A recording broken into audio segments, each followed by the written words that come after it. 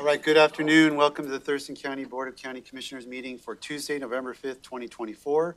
It is 2:01 p.m. My name is Ty Menser, Chair of the Board. To my right is Vice Chair Commissioner Wayne Fournier and Commissioner Carolina Mejia. To my left, Commissioner Gary Edwards and Commissioner Emily Klaus is on Zoom, feeling a little under the weather today. So we thank her for joining us. We have calling this meeting to order, and we're going to begin with the Pledge of Allegiance to be led by Commissioner Mejia. If you'll please join me in the pledge. I pledge allegiance to the flag of the United States of America and to the republic for which it stands, one nation under God, indivisible, with liberty and justice for all. Thank you. See with the land acknowledgement, Vice Chair. We would also like to start today with a land acknowledgement. We would like to acknowledge and thank the indigenous Salish peoples whose elders and ancestors have lived on and cared for the land and waterways of this county since time immemorial, and who still inhabit the area today. Specifically, the Squaxin Island, Nisqually, and Chehalis people, our sovereign tribal partners. Truth and acknowledgement are critical to building mutual respect and connection across all barriers of heritage and difference.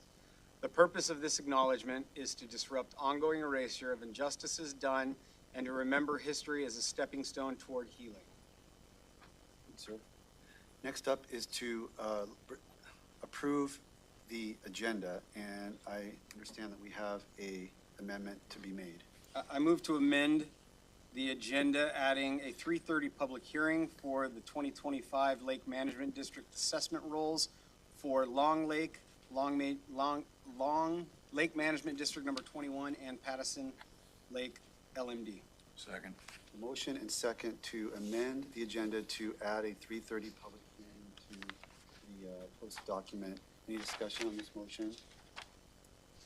County Manager, just to confirm, my understanding is that the public hearing was noticed in all the appropriate ways. It just didn't quite make this document. Correct, Chair and members of the Commission. Staff took every effort and followed every guideline to notice it. And so all the notification requirements were met, just did not make the agenda. Okay. So with that, if there's no further discussion, I'll call for the vote. All in favor, say aye. Aye. Aye. Motion carries. So with the amended agenda, next up is a presentation regarding, To pass the agenda. oh, I'm sorry, we just passed the amendment. I move to approve the agenda as amended. Second. Motion and second to approve the agenda as amended. Any discussion? Hearing none, I'll call for the vote. All in favor, say aye. Aye. Aye. Any opposed? Motion carries. The agenda is approved. So next up is proclamation for Veterans Day. And I have a list of folks who I know are here. And first up, Mark Moffett from Social Services, our Public Health and Social Services Program Manager. Mark, why don't you lead us off? And I know we have a lot of guests today. We do. We will make our remarks concise for you guys. I know there's a lot of folks, but thank you, commissioners, county manager, for recognizing veterans today. I'm Mark Moffett, Public Health and Social Services.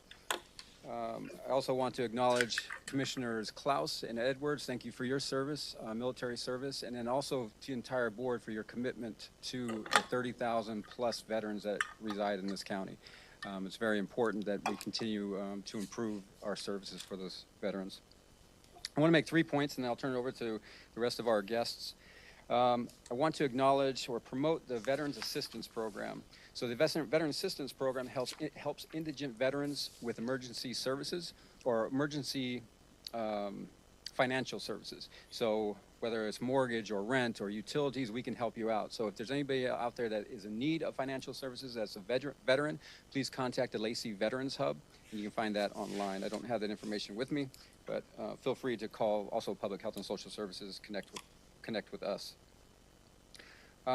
Last week we had a Veterans Resource Fair. Commissioner Klaus attended, and we had over 40 vendors within the community that are out. Our intent is to help veterans. We doubled the amount of veterans that attended that meeting from last year and since COVID. So since COVID, we've had a reduction in the amount of people, but those numbers are building up. I also want to recognize the two people who put it on One is one of the advisory board members, Griselda Arias, and Candace McCutcheon. They put on that resource fair for us and organized the event. So thank you, both of you.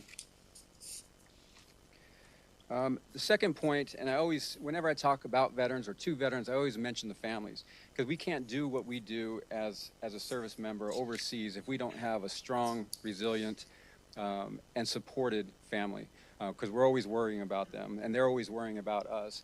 So the veteran family is a very important thing to think about on Veterans Day, because we wouldn't be able to defend the Constitution without their support. And then finally, I want to ask, who is a vet? You can't look at me and say he's a veteran. Well, maybe you can, my haircut, right? But that aside, okay, maybe my demeanor, maybe my vernacular. All right, fine, I'm a veteran through and through. You're not going to mistake me for anybody else. But there are people in our community that don't acknowledge that they're veterans, even though they raised their right hand, they wore the uniform. And a couple of those folks, women in the military, I get, in fact, one of our board members and somebody else who's going to speak today, don't really consider themselves veterans because they were women in the military, and they didn't do the same things that some of the men did. And the other category of folks that I find don't consider themselves veterans are those that didn't serve in combat. We couldn't do in combat without their support behind. So I really want to encourage anybody who wore the uniform and raised that right hand to defend the Constitution to stand up and say that you're a veteran. And I'm going to take this time right now. Who in the audience here are veterans? Could you stand up for me, veterans? Please stand up. Thank you. Thank you for your service. Appreciate it.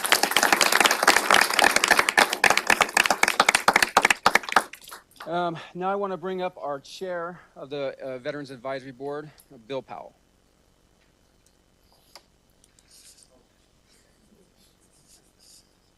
Good afternoon. On behalf of the Veteran Advisory Board, we would like to thank you all for this proclamation. And this is my 4th year coming down here in front of the commissioner for this proclamation.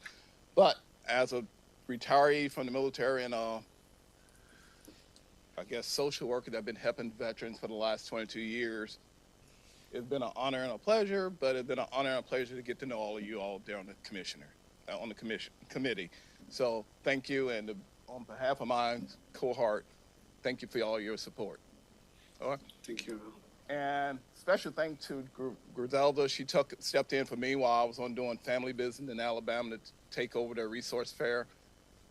The resource fair went better than it did last year. So if anybody tell you anything, they need to come see me.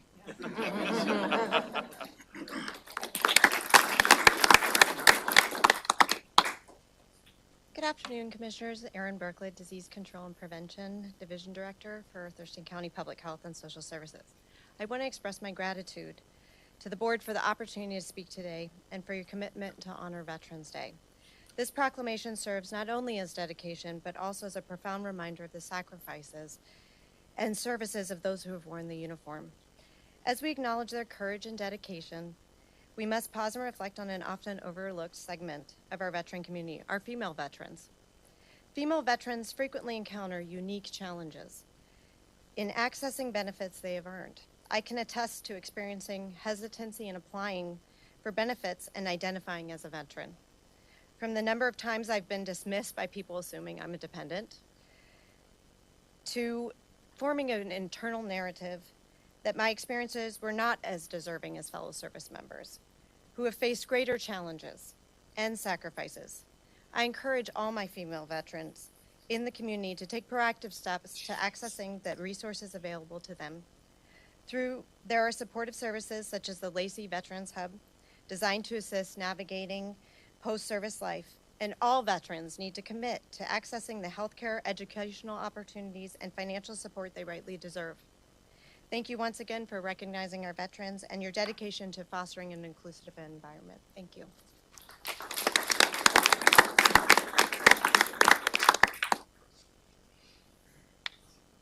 Good afternoon, Commissioners. Kurt Harden, residing in the county near Black Lake, no longer working for a paycheck. but I seem to have less free time than when I was working for a paycheck.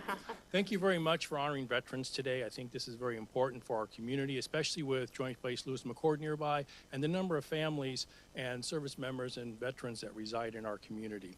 One of the things I want to talk about real quick is some people don't always understand the difference between Veterans Day, Memorial Day, Flag Day. And so today's proclamation and November 11th is to honor veterans, those who have served.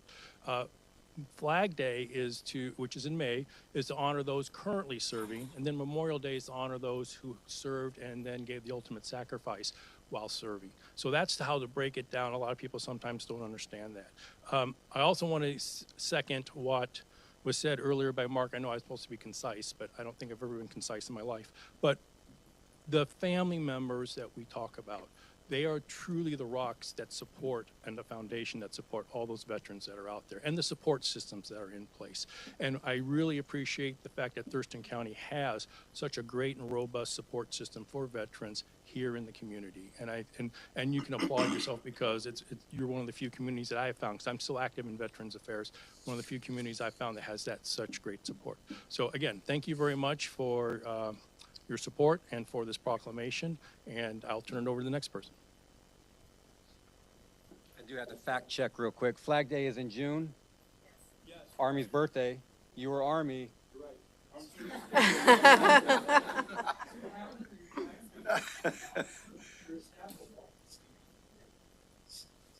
Bruce Roba, Interim Central Services Director and Army veteran. I'd like to take this opportunity to thank Thurston County for the recognition to those who served.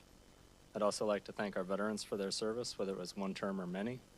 And lastly, I'd like to thank the families of veterans who served as well through their support and sacrifice.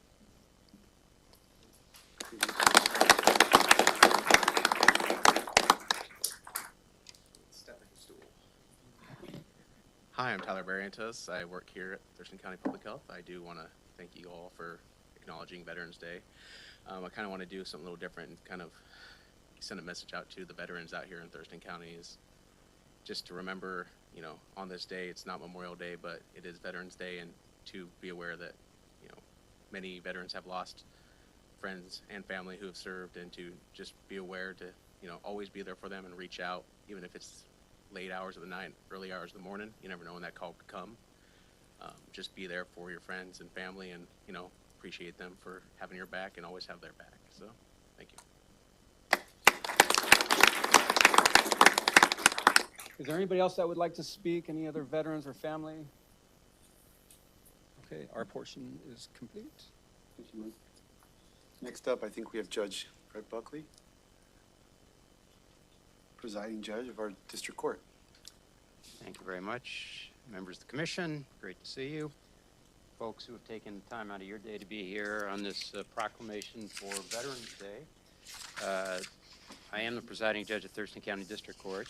I am a veteran, served as a flag officer in the Army. My dad was in the Army, my granddad was in the Army, my brother's in the Army, my daughter was in the Army, my son-in-law was in the Army, and my father-in-law was in the Navy. So how do I explain that? I don't know. Anyway, so come from sort of a long line of this. In July of 2019, we created the first Veterans Court in the state of Washington, one of the first 10 Veterans Courts in the country, and have been in operation ever since, and I've been the judge of that court for that period of time.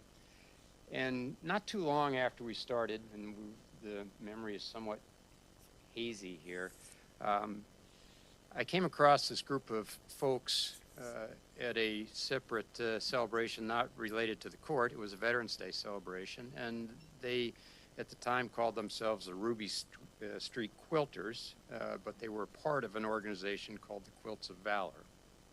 And they are folks, and I don't know that any of them are veterans. Oh, okay. Oh, okay. We have one Navy veteran, sorry, but we do. And then the rest of them are veterans because they've earned it with their work. And I've always, I invited them to come to Veterans Court, and I think we decided it was the year 2011, to give quilts to veterans in Veterans Court. And these are folks who have committed crimes, they end up in our court. And if they are successful in the things we ask them to do, they eventually graduate. And this is a 2-year-long program. And we demand a lot for success in that program, but they earn a lot if they are able to succeed. And they accepted my invitation to come to the court and present these quilts of valor to our graduates. It actually came up because they presented me one after I spoke at a Veterans Day occasion, and I said, yeah, thank you, but, you know, I was in the country club army. There was nothing going on when I was there. You know, the life is much different now, and I actually work with people who really have faced much greater challenges through their service than I ever did. And so these folks accepted the invitation, and ever since then have come and presented a quilt to every single one of our graduates. And I can tell you, these quilts are beautiful. And the folks who are in the courtroom, one of the things that happens if they're successful in the program is that they may get their criminal charge dismissed. But if we talk to the veterans as they approach their graduation date, you know what I hear from them? I don't hear about, I can't wait to get my charge dismissed. I hear, I can't wait to get my quilt. And that's how significant and important this symbolic gesture is by a group of our citizens here in Thurston County is to the participants in this court. And we've heard from our other speakers about how welcoming this county is to veterans, and it is, and this is another great example of how our community supports veterans, no matter what their background is. And the folks in my court, as I said, have all committed crimes, and they are there working through that. So I really appreciate the effort these folks make. They come in every graduation and do a wonderful job. And as I was thinking about today, I thought, what a wonderful serendipitous moment that you're having your proclamation on Election Day. I mean, what veterans, we sign up for this to protect the country, to protect the Constitution, and it's an acknowledgement of one of the very basic principles of everything we do, which is every citizen has a voice, and they express that voice to the vote. Couldn't think of a better day to do this. Thank you very much.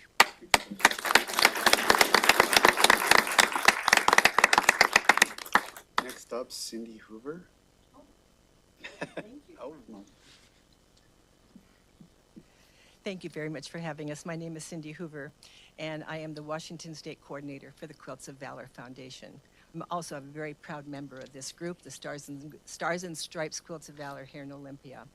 And it's awesome to be here. Thank you so much for the comments, the prior comments. You sort of took my thunder with your speeches, but let me just continue just a little bit. Our group here has been active since 2009. And last year we awarded, there's 55 members, and last year they beautifully created over 100 quilts and awarded those quilts to veterans here in our location. Statewide, we have over 600 members, and we have 26 groups around the state, and we awarded about 1,200 quilts in 2023. So we're growing, and it is all because of the veterans, and we want to honor them in any way we can. It is such a blessing. It is such a blessing to us. It's like, who gets more from this? Those of us who receive the quilts or those of us who make the quilts? Our hearts just overflow because we want to honor them. One generation of you patriots that was not recognized was our Vietnam vets. And I'd like to address that today. They were not treated with respect or gratitude when they returned, and today we are going to commit every effort to right that wrong. Presidents Obama and Trump both pledged that the treatment and denigration of our troops would never happen again. And actually, President Trump, when he was in office, he designated March 29 as National Vietnam Veterans Day. How many of you actually knew that? Maybe my husband, because I drill it into him every March 29. And we do have some presentations that we do around on that particular date. I'm trying to do something about getting that on the calendar along with all the other Veterans Day, Flag Day, and all that. It's important. These service members, including my husband, who had chosen to honor our nation's call, were encouraged to travel home, not in their military uniforms, but in civilian clothes, due to the unrest in our country. And they were treated with sheer disdain. I've heard so many stories. I was spit on when I got off at SeaTac. I was refused a job because they called me a baby killer. This kind of stuff just breaks my heart, as it does, I know, many of you. And so throughout this commemoration period, we actually are partners. The Quilts of Valor Foundation is in partnership with the Vietnam commemoration out of the Pentagon. And so throughout this period, we are honoring as many Vietnam vets as we can. And those who served between November 1, 1955 to May 15, 1975, regardless of location. No distinction is being made from those who served in country, in theater, or who were stationed elsewhere, as long as they were on active duty during that period of time. All were called to serve, and all were seen in the same way by a country that could not separate the war from the warrior. Sorry. Let us remember that 58,276 names are carved on the black granite wall in Washington, D.C., those who were killed in action or missing in action. On that wall, the average age of those was 23 years old. 1,123 of those names are from Washington State. We still have missing in action, 1,244 missing in action. Of that number, 36 are from Washington State. But today we have the opportunity to do what we should have done 50 years ago, and that is to welcome home our Vietnam vets.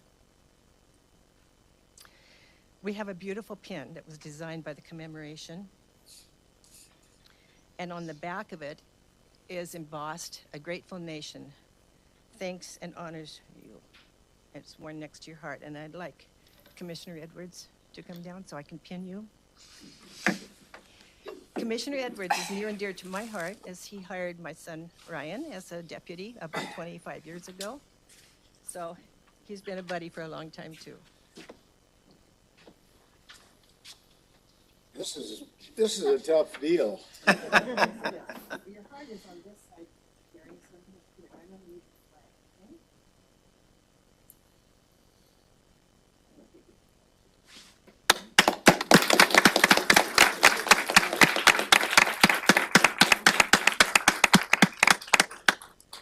Thank you very much. Thank you for your service. Are there any other Vietnam vets here? That, would you come forward, sir? I'd love to honor you with in his mouth. Mr. Foster, this is J.W. Foster. Oh, J.W. Foster. I don't want to put this on your leather. Oh, that's fine. I think it's fake. Want to make Pleather. Don't want it to make a hole.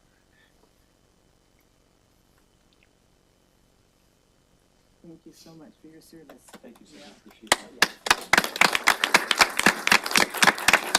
And we got my husband is a veteran, but he's already had a pin. Okay. And double ball wax. So thank you. It's so us much. old guys. Yeah, we all guys. So thank you so much. Thank you very Thank much. you. And I'd like to introduce Lori Yerdal. And Lori is our national president of our National Quilts of Valor Foundation board. We're so lucky to have her living in Washington State, down in Mason County. Grace Harbor. Grace Harbor. County, Commissioners, thank you very much for this proclamation and allowing Quilts of Valor to come here today and be a part of Veterans Day. I represent not only Stars and Stripes here in Olympia, but also 11,000 members across the United States who come together to make these quilts. We have over 700 groups across the United States, so wherever that veteran is that's going to be receiving a Quilt of Valor, we make every effort to award that quilt in person. Those of us who come together to make and award these quilts understand that the cost of freedom is paid by those of you who served our country, who fought for our freedoms we enjoy today. Whether you serve stateside or you deployed to foreign shores, whether you serve in time of peace or in time of conflict, these quilts are meant to comfort you. They're meant to say that we're thankful from a very grateful nation for the service that you did. We are very pleased to be able to, well, I do want to say that Quilts of Valor has awarded over 400,000 quilts since 2003 when we started Quilts of Valor. And Quilts of Valor was started by Catherine Roberts when her son was deployed to Iraq. She had a dream, and in her dream, she saw a soldier that was distraught, seated on the side of his bed. His war demons were dragging him down into an emotional gutter. And just as if you view a movie, in that next scene, she saw him wrapped in a quilt. And that quilt brought him comfort and quieted those war demons. And so from that grassroots movement, we've now grown to 11,000 members, awarding over 400,000 quilts. And that's an amazing organization. So I invite everyone to please go to Quilts of Valor, QOVF.org. I'm not going to take up tons of time. I can talk about Quilts of Valor for literally hours, but I won't do that. I am very proud of this organization. As Judge Beckley said, the people who get these awards are not necessarily the people that you think that are big and important. It's every single person who served, who's been touched by war. And touched by war is very individual. It's not just boots on the ground, because those know the people in the rear who support combat have been touched by war. So that's a very personal decision. And so I invite you to go to Quilts of Valor and learn about more who we are, what our core values are, and more importantly, how you can nominate someone to receive a Quilt of Valor. Because no matter where that person is, we will make sure someone reaches out and personally thanks them for their service and wraps them in a quilt. I am very pleased to be able to award 2 quilts here today. Commissioner Gary Edwards, I'd like you to step forward, please.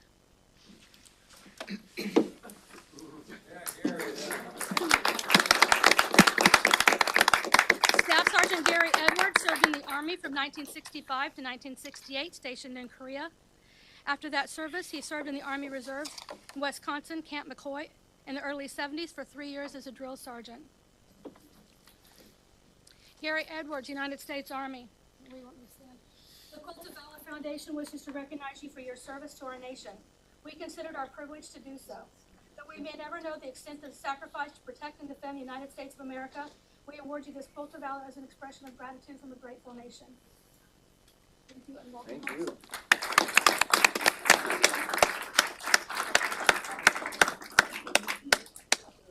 This quilt was stitched with laughter and tears, with love and prayers, and mostly our deep appreciation for your service to America. Thank you.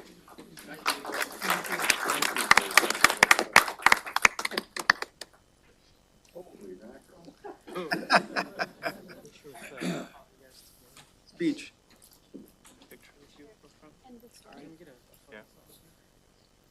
Yeah, but I guess you're supposed to come up here. Ben, are you in on this? Who wrapped him? Come on, guys. Who wrapped him? Oh, yeah, get up here. Everybody didn't have anything to do with this. And this is way beyond what I deserve.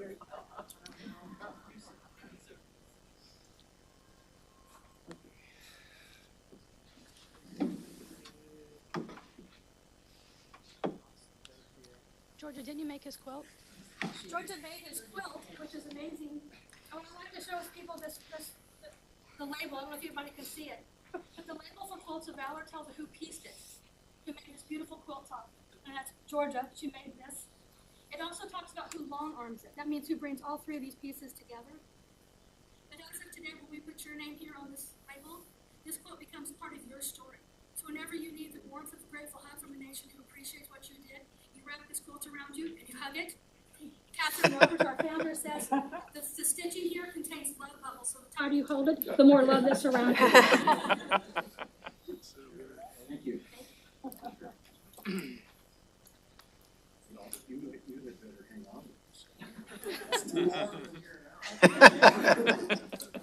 That is very nice. My military service was, I think the hardest thing was coming home under those conditions. So that was a good job. Thank you all very much. Thank you. Bothered me.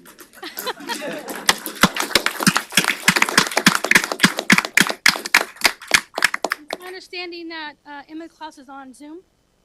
Yes. And her family's here. Yes. Private First Class Emily Klaus served in the Army from 2012 to 2014. Some of her duty stations include Fort Sill, Oklahoma, Fort Carson, Colorado, Kuwait, and Saudi Arabia. She was responsible for gathering and analyzing, disseminating critical intelligence to support military operations. She assessed threats and provided actionable insights to commanders. She directly contributed to the decision-making in both strategic and tactical environments. Some of her medals and ribbons include the Army Achievement Medal, National Defense Service Medal, Global War on Terrorism, Expeditionary Medal, National Defense Service Medal, and Overseas Ribbon. And she's going to receive this, and I don't know where the Zoom meeting is, but... Yeah. Emily Klaus, United States Army, the Colts of Valor Foundation wishes to recognize you for your service to our nation. We consider it our privilege to do so. Though we may never know the extent of your sacrifice to protect and defend the United States of America, we award you this Colt of Valor as an expression of gratitude from the grateful nation. Thank you.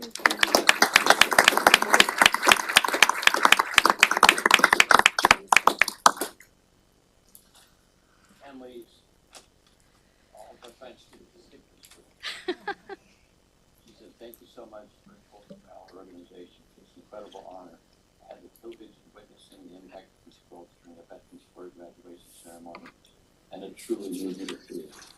Every stitch in these quilts is sewn with love and passion, reminding us of the power of community and care. Deeply appreciate the thoughtfulness of the women who crafted this quilt. Although I can't be there in person today, you know how grateful I am to receive this gift. Thank you all." Thank you.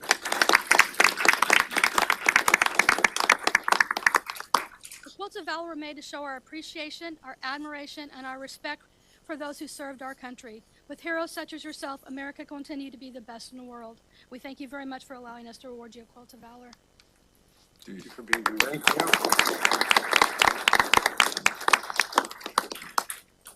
Comments from the board before we move to the proclamation? I'd just like to thank the Veterans Advisory Board members who were able to come, the Quilts of Valor folks. I was able to see, I had clients that went through Veterans Court, and I was able to see graduation ceremonies, and everything that people said is absolutely accurate. It's very moving and super appreciated by the folks who are recipients. So thank you. It's just an awesome thing to have in our county. Anything else? Ready for the proclamation? Proclamation.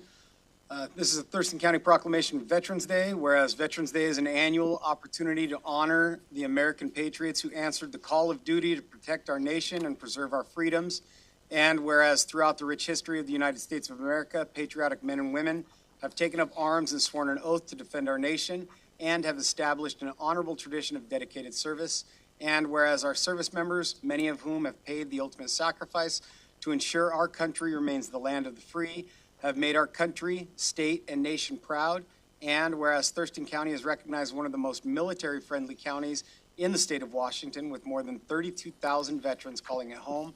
And whereas since 2009, Thurston County's District Court has served over 150 veterans by providing resources and support of our veterans and active duty members through a 2-year comprehensive deferral program designed to offer progressive approach through best practices and therapeutic-based support. And whereas Veterans Court actively engages participants in the support, resources, and treatment needed to provide opportunities for success of each person, inspiring to achieve goals beyond mental health barriers, and empowering participants, positive outcomes beyond the program's duration. And whereas long after leaving the uniform behind, Thurston County veterans continue to serve our community as public servants, mentors, teachers, community leaders, parents, and neighbors.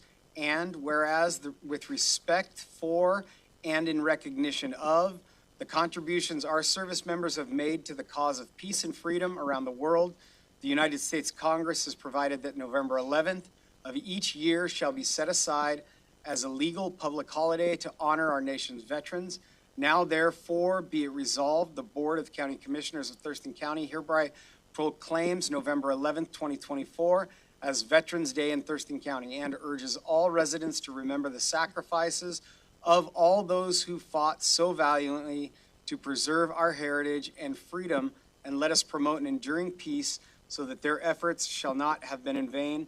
Adopted this 5th day of November 2024 by the Board of County Commissioners.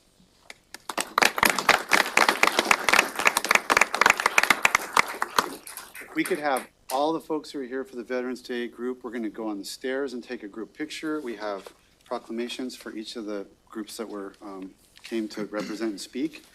And we would really appreciate that.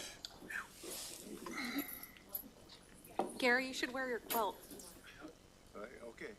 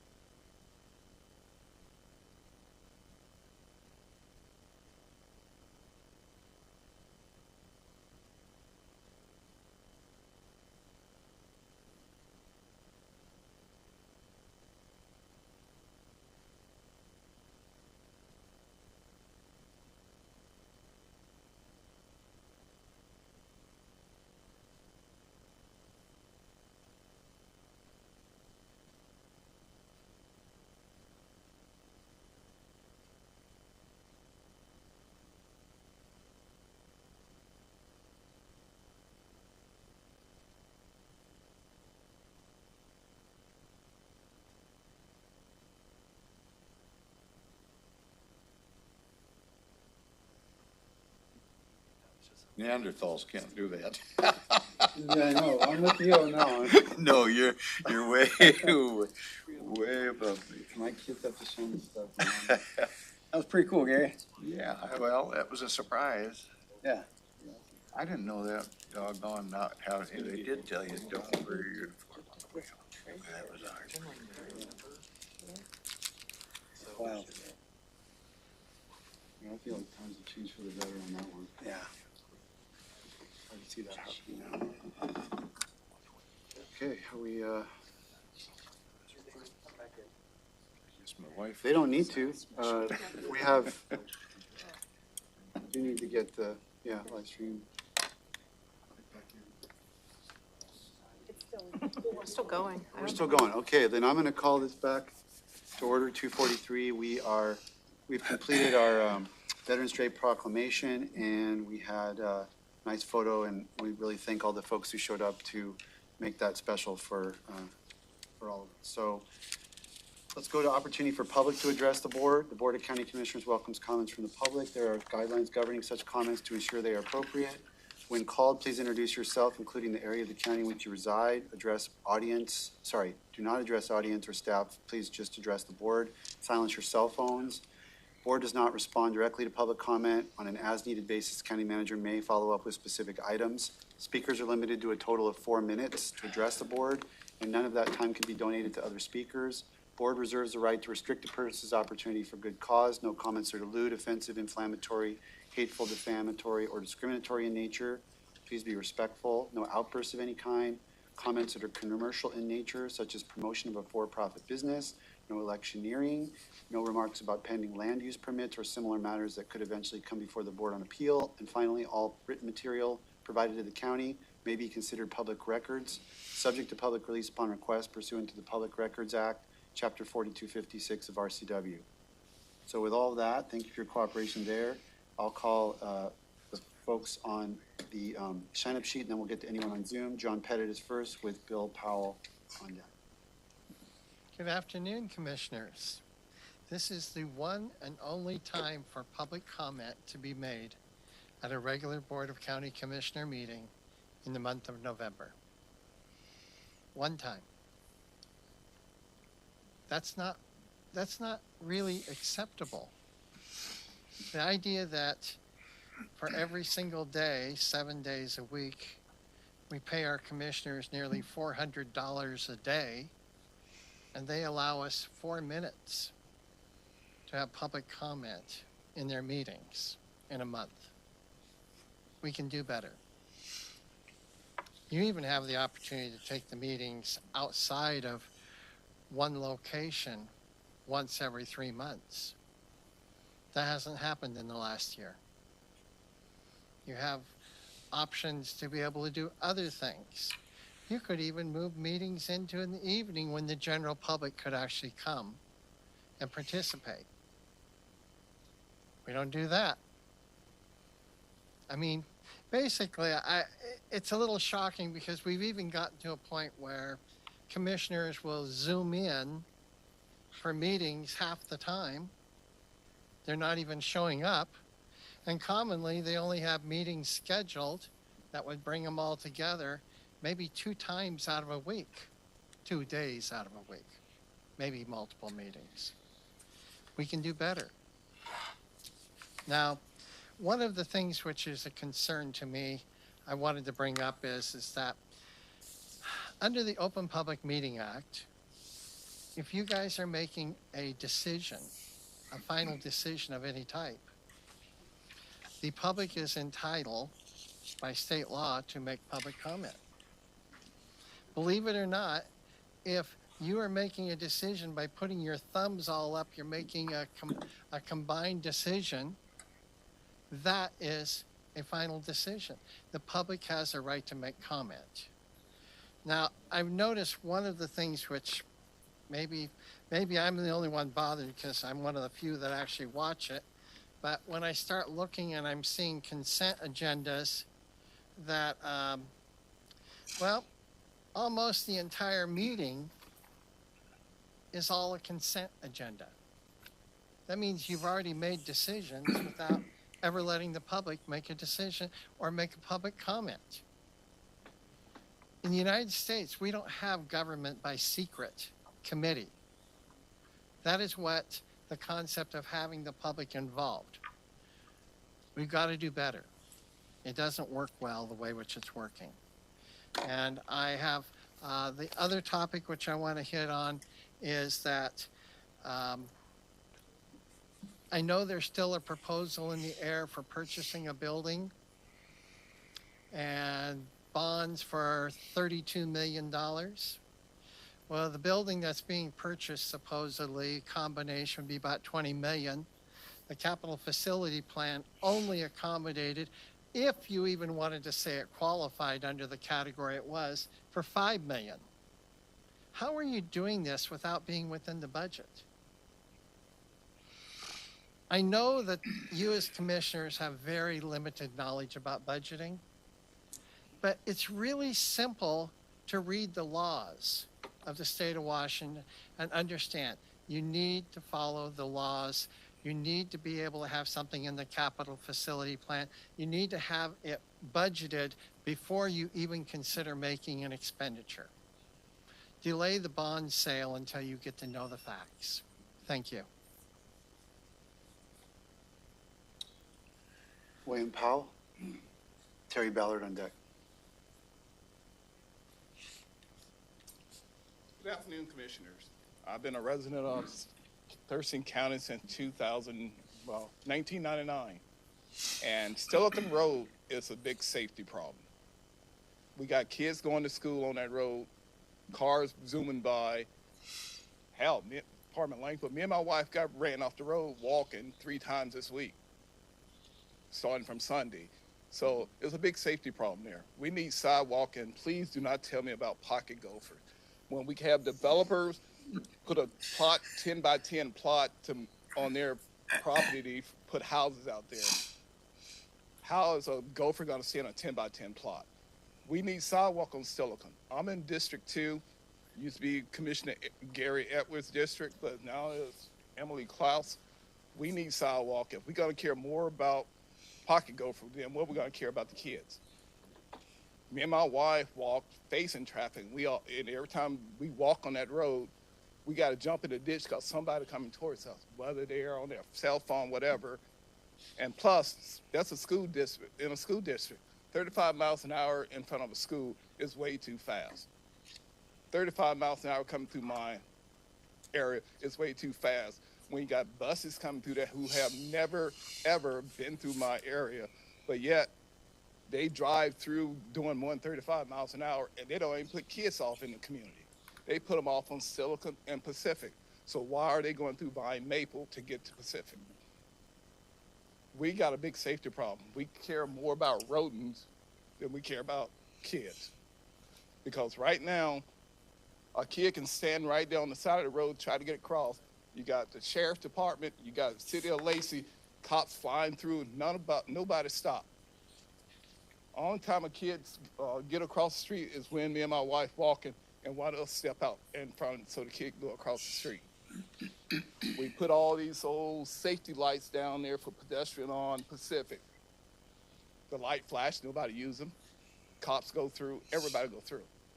We have a big old safety problem, especially on that road for kids.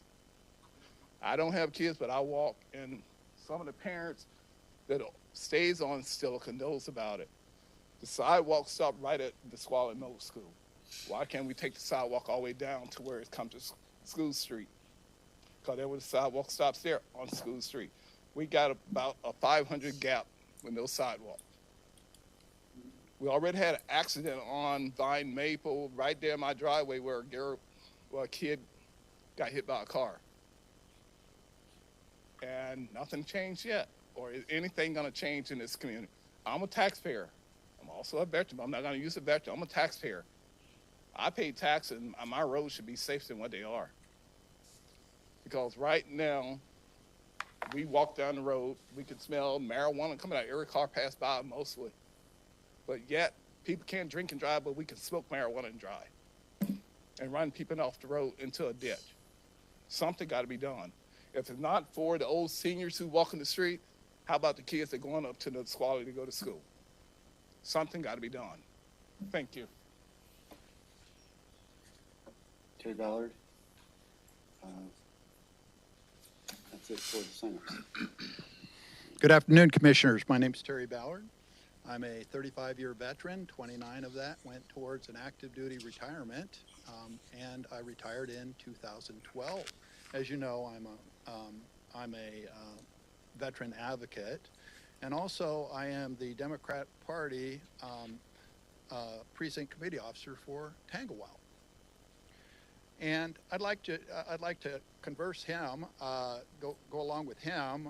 We were supposed to put in walkways on School Street all the way up to Lydia Hawk Elementary, but we never did. Okay, and we're talking about safety there. And I threatened you guys if somebody got run over that I'd be here with bells on. Well, since I don't know of anybody that got run over, but the alternate thing was to put in no parking signs on one side of the street, and I take those as my no parking signs. Okay, so kids can safely walk on one side of the street without going in and out of cars, and buses can easily pass through. But I have another concern. Is this your homeless situation? Okay, so this guy sits out in front on Ranger Road while kids have to go to school. Now, what's he doing for sanitation? Okay, is he supposed to be there? Is this your affordable housing for homeless? It's ridiculous. And I've complained that he's openly pissing on the street. He's doing things that he shouldn't be doing, but it continues to be a hindrance for us. But you don't care. You don't live there. How about if I give them your address and they can live there next to you? Okay, I'm tired of it. Okay, we said that we have 30,000 veterans. Well, in 2019, we had 11,337 who have disabilities in Thurston County. I gave you this chart last time, but of course you failed to look at it. In excess, in 2003, we have 13,783 veterans who have disabilities, and 11,645 are male, and 2,137 are female. Up from the female population is up from the 2019. From 1643 to 2137. Your funding, okay? Your funding. Right now we have in excess, I have two adjusted budgets, but one budget says we have an excess of $1.687 million excess in the Veterans Fund and not used. That's carryover from 1,127,000 from last year, and the year before it's 863. And I have a person up here that wants to have a expanded Veterans Fund. Really? We're not using the stuff that we're not, and we're having too much overhead, too much false reporting, too much of this going on. Out of the 16 veteran organizations that I know of, and I gave you a list of this last month,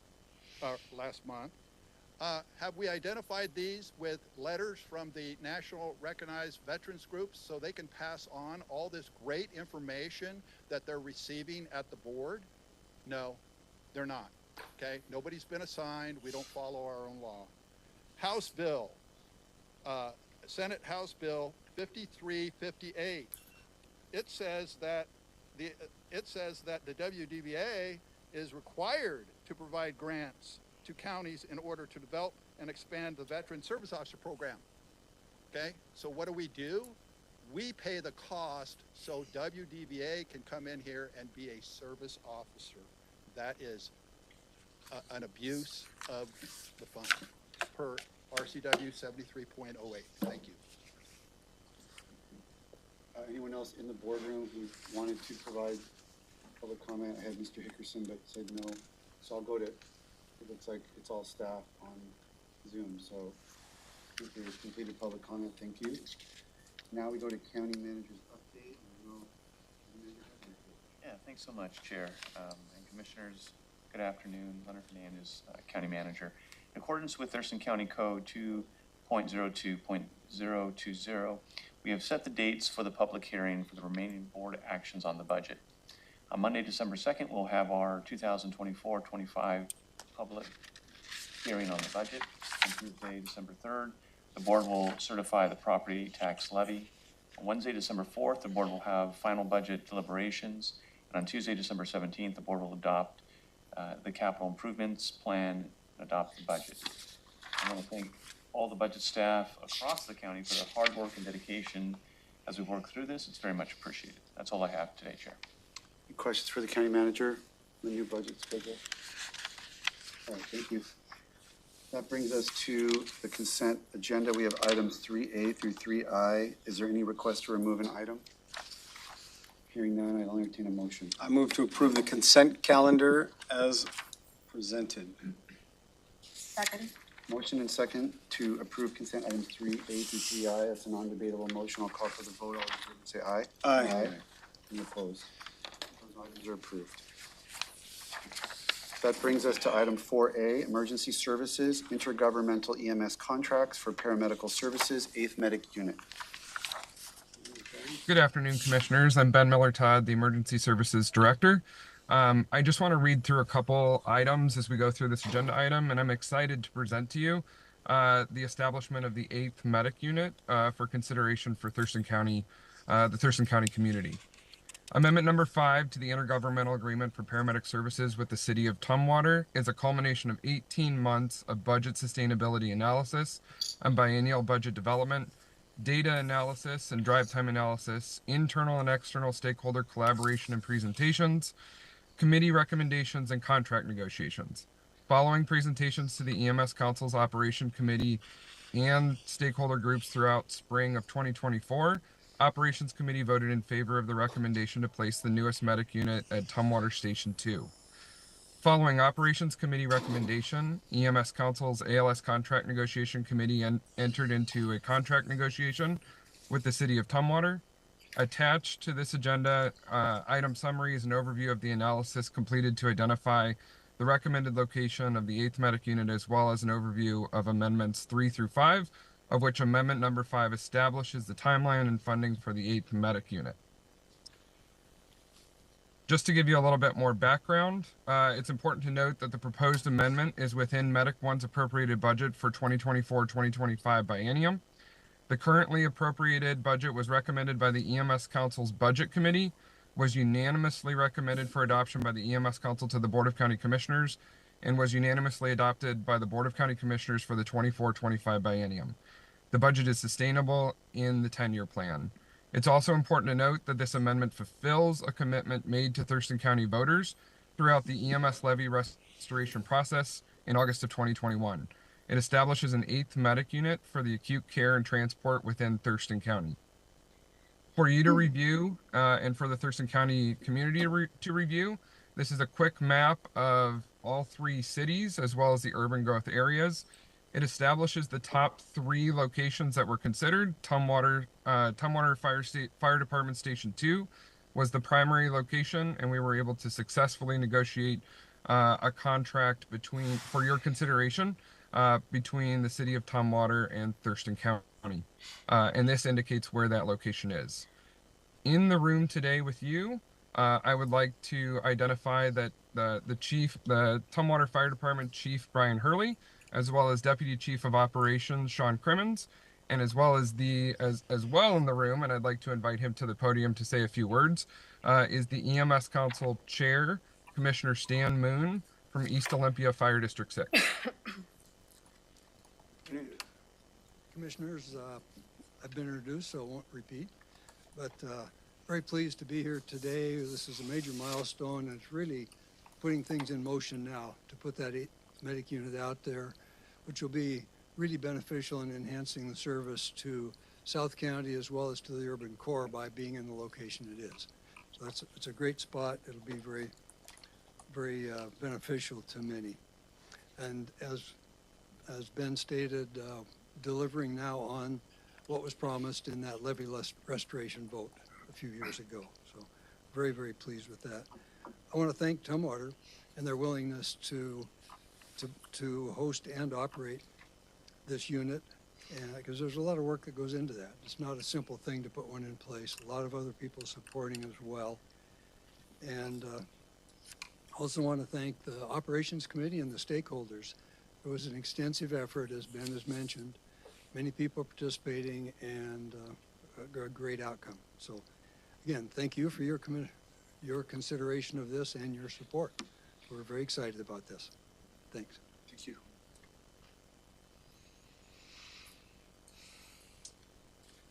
Chief Hurley or Crimmins want to say anything?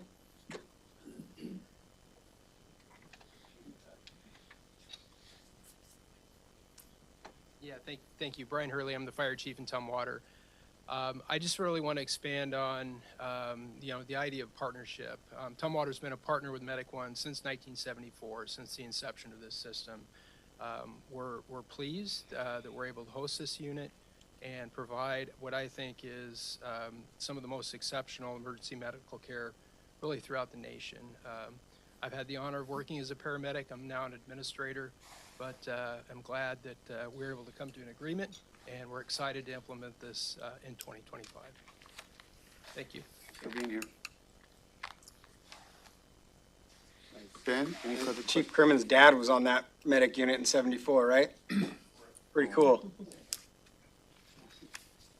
A long storied history of excellence in this county. Is that it, Ben? That is it. With that, we're asking you to consider a motion in support of this amendment to move forward with the 8th medic unit. Thank you. I move to approve amendment number 5 to the 2023 to 2025 intergovernmental agreement for paramedic services with the city of Tumwater to establish an 8th medic unit in Thurston County and authorize the director of emergency management to execute the agreement and amendments that do not exceed 10%. Second. Motion and second to approve amendment number 5 to the intergovernmental agreement. Any discussion on that motion? I guess I'd like to say one thing. Yes, sir. I think that, and I don't know those numbers, but Stan Moon probably does. We've got one of the best emergency service organizations that, with Medic One, providing us service to Thurston County than the whole country has. And I don't know the breakdown, but we've had presentations on timing. Probably Ben knows some of this on when we're able to respond, and our success rate of those that pull through because of that response. And I just think the public needs to know we're on the very top of the list. I don't know exactly where it's at, but way up there on top. So thank you to all those folks that participated in expanding this program and getting it even better than it was. And it was great. So thank you very much. Any other discussion? Okay, call for the vote. All in favor, say aye. Aye. Any opposed? Motion carries unanimously. Thank you, Ben. Thank you.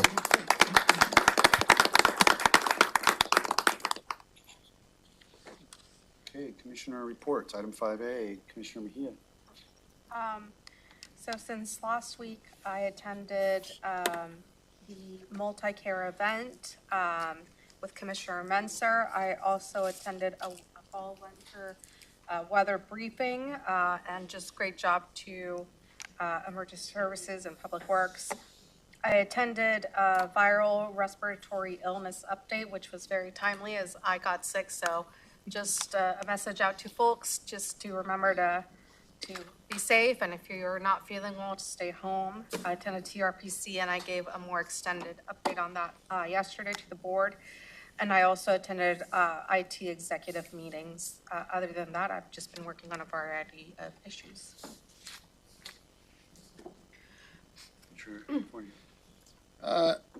Well, last week I missed our Board of County Commissioners meeting because I was attending the statewide jail modernization task force kickoff meeting. It was an all-day meeting up in SeaTac with folks from all over the state talking about what it means to modernize our jail system. There was a lot of just kind of breaking the ice and getting to know the other folks on the committee, and then kind of setting the groundwork for the next year of work that we'll be doing. And it's really fascinating. There's it was weird how it's really not entirely clear what a jail is. So we'll be wrestling with that, just that basic fundamental question of what a jail is, because it means a lot of different things in a lot of different communities. And then it's also kind of a catch-all for a lot of different things. And then folks have seen it as just an opportunity to do different types of interventions. So it's going to be really interesting group to be a part of, and I'll be reporting on it throughout the year. On Wednesday, the 30th, I attended the EDC, Economic Development Council's board retreat. We did that at Indian Summer, and we set out the work plan for the year. And I stressed, or we talked a lot about kind of hoping to kind of build better partnership with the county.